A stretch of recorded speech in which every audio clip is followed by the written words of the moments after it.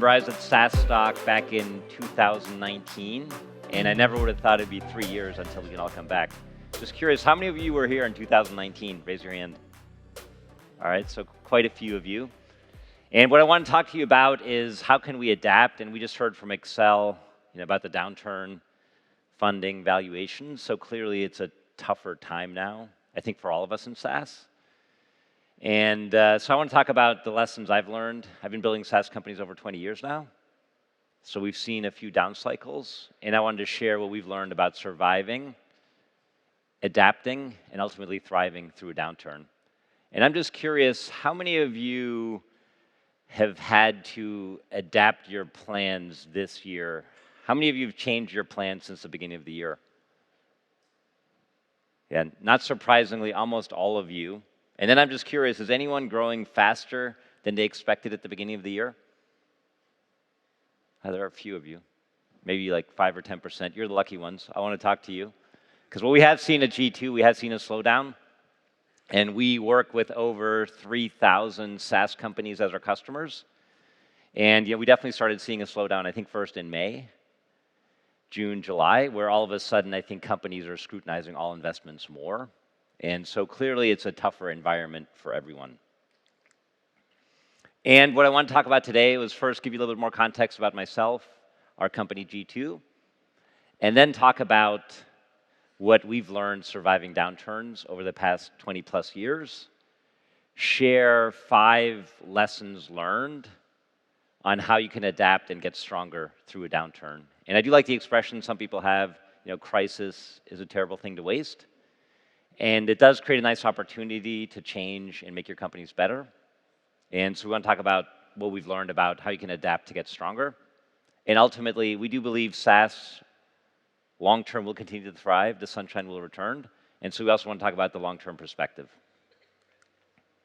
Now, first, a little bit more about me as an entrepreneur. I've been building SaaS companies really since 1999. When we started our first company, Big Machines, and this was still at the tail end of the dot-com era. The internet was still brand new, and this was before SaaS was even called SaaS. I think back then people talked about on-demand software. And Big Machines ultimately was a successful company. It was eventually, after a dozen years, it was acquired by Oracle and became the Oracle CPQ Cloud. But as I'll share in a minute, it was a very long, tough journey. And before we got to that success, we went through some deep downturns and some really painful times. After Big Machines, we built another CPQ company, configure price quote software. It was called SteelBrick. And there we had a very good run. We scaled that company within 2 years and were acquired by Salesforce.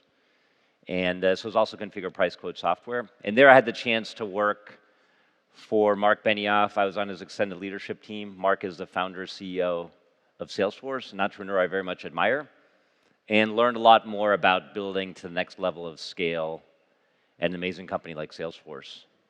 After integrating SteelBrick into Salesforce successfully, I still felt the entrepreneurial itch. And we'd actually started G2 with my co-founders in parallel to building SteelBrick. And my co-founder, Tim, had done a great job scaling the company, and I decided to come back to help him scale G2 to the next level. And it was exciting. Last year, we became a unicorn. Although, as Philippe shared, it didn't mean as much last year as it does today.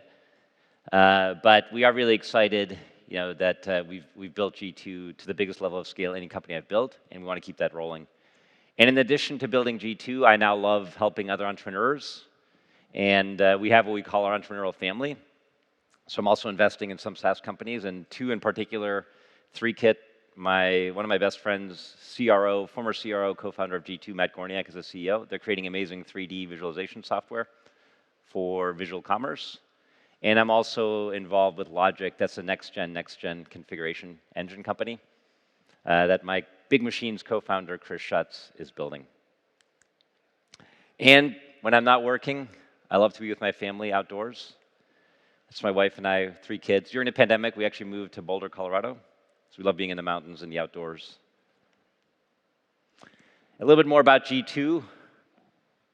And are you listed on G2 yet? Raise your hand. Most of you. If not, please do it.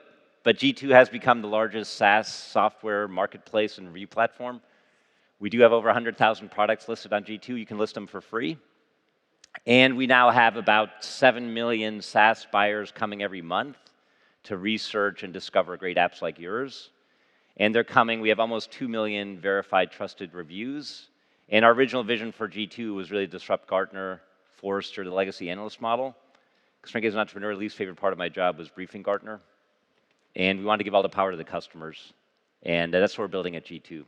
So, and we do have a booth, so please come check it out because we do believe we can help validate your success. And as Philippe showed, there's a strong correlation between the companies doing well on G2 and the next generation of successful unicorns. But that's enough about me and about G2. And what I really want to talk about was surviving downturns. And I think for me as an entrepreneur, it's also always very emotional. You know, we know all the numbers, we know all the facts. But I think what I've learned as an entrepreneur, I think what's even more important than being smart and having the right strategy is having emotional fortitude. And I think that's really hard as an entrepreneur when you do face downturns because I think we're all so attached to our companies and our identity is so attached to them that when the company's struggling and when it feels like it's failing, it can be very hard and overwhelming personally. And I really experienced this building my first company, Big Machines. And we did start out at the very tail end of the dot-com era. I think we officially incorporated the company on January 1, 2000. And I think the idea was it's going to be the company for the next millennium. And I think I was 27 at the time, maybe too fueled with adrenaline. But we kind of thought it was going to be easy. I'd been part of another startup that went public within 2 years, dot-com boom, and I'm like, wow, this looks pretty easy.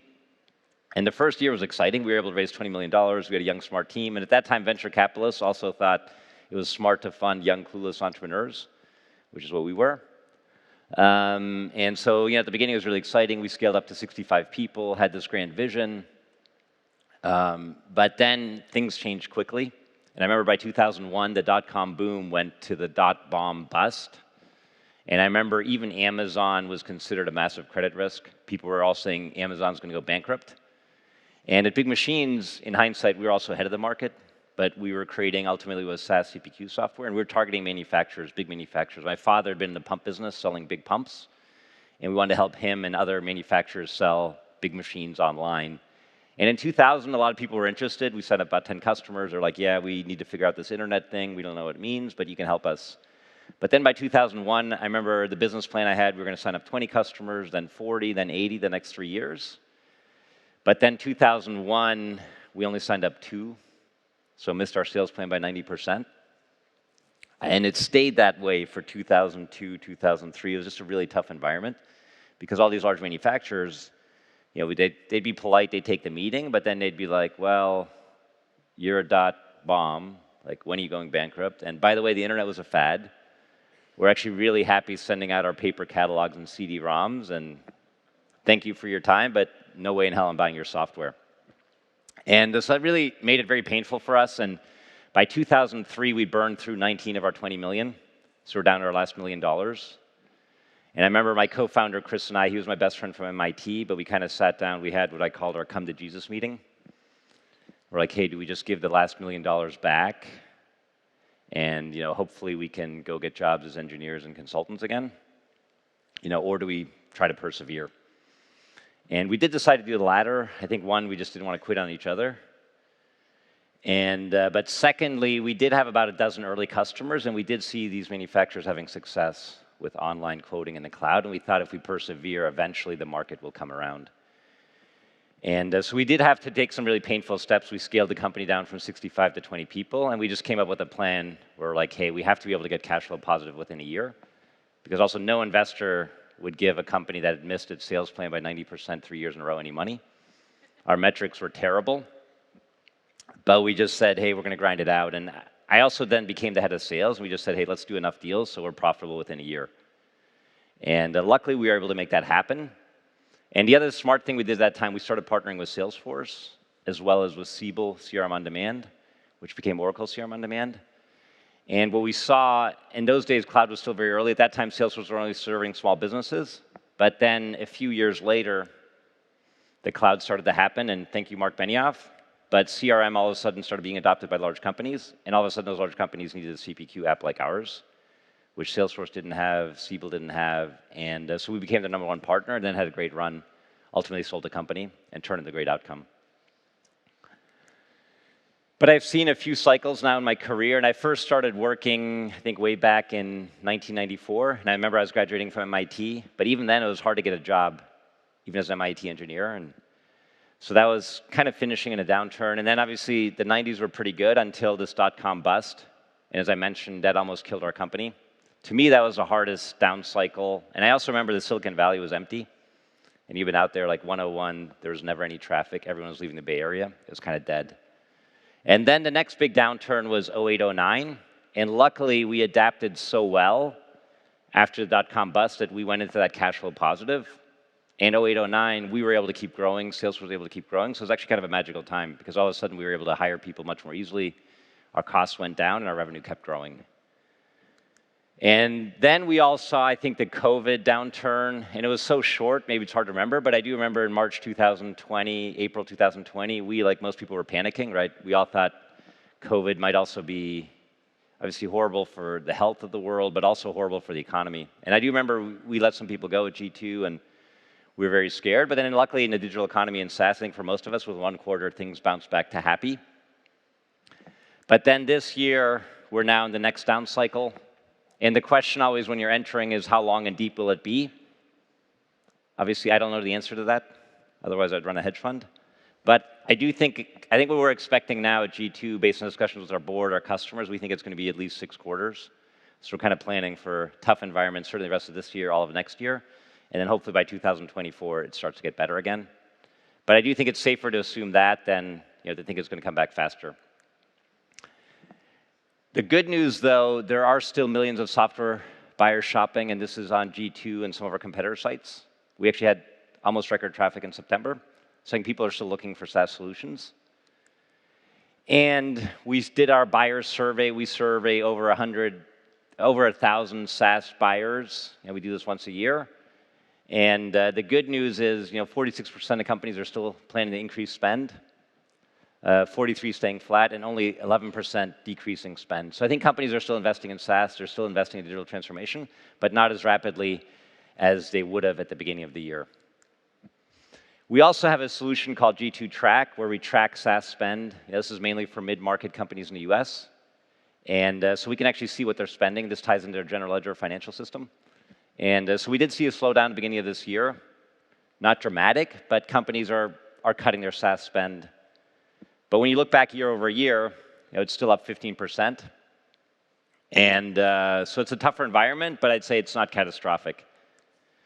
And when we look at the number of apps, people are still actually buying more apps because there's so many innovative apps, but they're spending less per app. And I think a lot of you might be seeing that user reductions or even some pricing pressure. And back to the emotion, I do think as an entrepreneur, we love talking about our peak culture. I love real mountain peaks, but I think it can feel like all of a sudden you're climbing to the peak. It's a beautiful sunny day. That was last year. Now all of a sudden a storm cloud has come in. So how do you adapt when you get into this kind of a crisis? And I wanted to share 5 lessons learned leading companies through these downturns. And I think number 1, that's a picture of my daughter, Maddie. And I think she really teaches me to be authentic.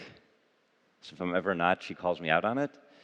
But I do think it's a tough time, and I think facing that fear together with your team, not trying to hide it. But I think all our teams are aware, everyone sees the news. And I think that's what we did, G2, sit down as a leadership team, face the reality, and then quickly change your plans, adapt your plans, and communicate to your teams. Because I think if you don't communicate, and you don't do it quickly, people are just going to wonder, and I think there'll be more anxiety in your teams. Secondly, don't panic, and keep taking 1 step at a time towards your peak. And this is actually, this summer, I climbed Byers Peak. It was a beautiful hike. It's about a 13,000-foot, 4,000-meter mountain in Colorado. And I remember we set out, it was a beautiful sunny day. And at the beginning, we were hiking through the forest. It was beautiful. And then we got up above the tree line, above 12,000 feet. And then about the last 500-600 feet, all of a sudden, it gets kind of steep and rocky. And you have to kind of start bouldering. And I remember my wife got really scared. She's like, oh, we're close enough. Why don't we just turn back? And my daughter Maddie said, no, Mom, let's just keep going up 1 step at a time. And we got there and had this beautiful photo. And I think the same thing in a downturn, if you just keep moving forward towards your vision, 1 step at a time, you'll ultimately get there. And Amazon, as I mentioned, they were almost In 2001, everyone was saying they were losing hundreds of millions of dollars a year. Even Amazon couldn't raise more money after the dot-com bust, so people were saying they're going to go bankrupt. But I think Bezos also always been the ultimate. He remained customer obsessed and really focused Amazon on getting much more efficient. And ultimately that led to AWS, because we also realized, wow, we have to deploy and host our servers much more efficiently. Initially it was just internal, then they made it the service. But I do think you can use a downturn to also get more efficient. I think we're all doing that. Last couple of years, we're all about hiring. We doubled our team. Now we're not hiring much, but saying, hey, how do we get more productivity out of the teams we have? And I think it's always healthy to have a pause and really focus on getting more efficient and better. And a time like this is a great time to do it.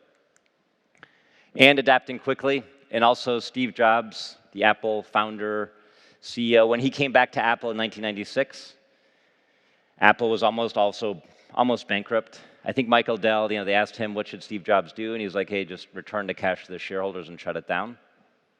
And obviously Michael Dell was wrong. And what Steve Jobs did instead, he rapidly did reduce their cost, reduced their product palette from hundreds of products to about 12, and launched a new iMac, so kept innovating. But he changed the company very quickly, and obviously ultimately led to the most valuable company in the world at $2 trillion today. And what I've also learned from Mark Benioff, and Salesforce, same thing in 2001, if you read his book, Behind the Cloud, Salesforce was also almost going out of business because they had all these early dot-com customers who were all going bankrupt. But I think what Mark has always done, and even when I worked for him, he's always out there in the world, and he's always selling his vision. And I remember even in San Francisco, he would go to all the dot-com parties year one, handing out his business cards. And today, he still travels the world and evangelizes the Salesforce vision. And so I think even in a downturn, go out there, meet your customers, keep innovating, and ultimately you can succeed. And long term, I do think we're all really lucky to be in SaaS, to be in software. I've been very lucky to be in this industry for over 20 years because it has just been an incredible tailwind. And if you look at software, I think it's also a mega trend. Software is eating the world. I love that quote from Mark Andreessen. He said that in 2012. Because we are all creating SaaS apps to automate every part of every business, every industry. And I think companies are going to keep investing in digitization. And I think we're so far from done. AI, data, we're all just at the beginning. And here's an interesting data from Battery Ventures. But if you look at it, over many decades, since I've been in software, it's boomed. I think this was maybe about a year ago, but it's about a $600 billion industry. And if you look out the next 30 years, it's going to get at least 10 times bigger. And so there's a massive long-term opportunity for us. And I think if we just adapt, if we use this downturn, get smarter, get more efficient, and we survive it, what I've always seen, ultimately, the sunshine does return. And I think that's true in the economy, right? It's true in nature. And maybe we're in a bit of a blizzard now, we hunker down, but the sun does always come back. And also at G2, we believe in this, we're ultimately going to get to our peak. And, and we can use this time to get better, stronger together. And ultimately, we can all achieve our dreams together. So thank you all. And look forward. I'm going to be here throughout the event, so hopefully I'll get a chance to speak to some of you. And if not, please also, you can connect with me online or email me. And look forward to helping us all grow through this tough time. Thank you.